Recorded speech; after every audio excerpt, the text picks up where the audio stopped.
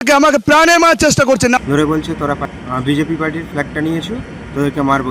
সত্যি কথা বলতে কি বিজেপির পায়ের তলার মাটি সরে গেছে। প্রথম দফার ভোট মিটতেই বিভিন্ন জেলায় সামনে আসছে হুমকি হুঁশিয়ারির অভিযোগ।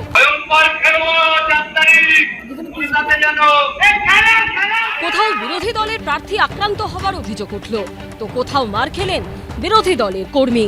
23 এপ্রিল প্রথম দফায় ভোট হয়েছে নানুরে। ভোটের দুদিন পর নানুরের বিজেপি প্রার্থী খোকন দাসকে মারধর ও তার গাড়ি ভাঙচুরের অভিযোগ উঠল তৃণমূলের বিরুদ্ধে।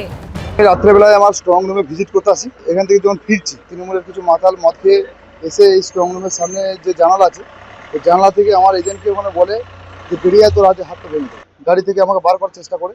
ওদের হাতে আগ্নেয়াস্ত্র ছিল। স্ট্রং রুম থেকে প্রায় 1 থেকে 1.5 কিলোমিটার রাস্তা দূরে এই ঘটনা। তাহলে কি আমাদের কি নিরাপত্তা কিছু নেই?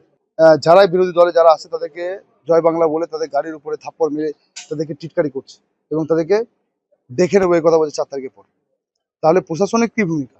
যে ওই সিসিটিভি রুমে যে আমাদের ছেলেরা থাকার নিয়ম আছে এখানে স্টোরে, সেখানে কি আমাদের যারা আছে তাদেরকে ভয় দেখাচ্ছে, বিজেপি প্রার্থীকে হুমকি দিচ্ছে, ভয় দেখাচ্ছে। আমি শুনতে পেলাম ওদের সাথে এক পোস্ত নাকি কথা কাটি হয়েছে, নিজেরা ভাঙচুর করে ফুটেজ নেওয়ার জন্য বা আমাদেরকে কালিমালিপ্ত করার জন্য এটা করছে।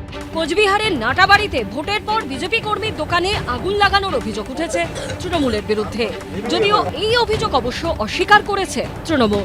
আমি মনে করছি এটা শাসক দলের যে আমাকে থ্রেট করছে যে দোকান করা যাবে না এখানে, তারই কাজ। আমি বিজেপির সঙ্গে যুক্ত। কারা করেছে তাহলে? এটা শাসক দলের। রাত্রে 8টার সময় শর্ট সার্কিটের কারণে ওখানে দোকানে যতটুকু শুনতে পেলাম আগুন লেগেছে এবং পুলিশ এবং ফায়ার ব্রিগেড এসে আগুন নিভিয়েছে। এখানে আমাদের দলীয় কর্মীরা কোনোভাবেই জড়িত নয়। পূর্ব মেদিনীপুরের হলদিয়ায় আবার ভোট মিটতেই বিজেপি কর্মীদের মারধরের অভিযোগ উঠেছে তৃণমূলের বিরুদ্ধে। 3-4 জন আমরা গিয়েছি, আমাদেরকে ধরে নিয়েছে 20-30 জন। ধরে বলছে বিজেপি পার্টির ফ্ল্যাগটা নিয়েছো, তোদেরকে মারবো। এক্ষুনি পেট্রোল নিয়ে ডিজেল নিয়ে আমাদেরকে ধরে খুব মারামারি করছে। আমাদের তো সন্দেহ হচ্ছে যে ওনারা ইভিএম চেঞ্জ করতে এসেছিলেন, তো যে কারণে তো আমাদের কর্মীরা এখানে ছিল বলেই তো ব্যাপারটা দেখতে পেয়েছিল বলে তো সতর্ক হয়েছে। মালদার গাজলে বিজেপি করায় কয়েকজনকে সামাজিক বয়কটের হুঁশিয়ারি দেওয়া হয়েছে বলে অভিযোগ। হ্যাঁ, আমরা বিজেপি করি 4 জনই, তার জন্য গালিগালাজ দিচ্ছে। জলের ব্যবস্থা আমাদের বাড়িতে নেই, আজ পর্যন্ত সরকারি কোনো কিছু পেলাম না। এটা পুরোপুরি মিথ্যা এবং সর্বদা মিথ্যা বলবো এবং ভিত্তিহীন ঘটনা। বিজেপির পায়ের তলার মাটি সরে গেছে, এই হারার সম্ভাবনা নেই। এই ভয়ের কারণে এবং পায়ের তলার মাটি সরে যাওয়ার কারণে এখন কিছু কিছু জায়গায় উনি গন্ডগোল আনার চেষ্টা করছেন।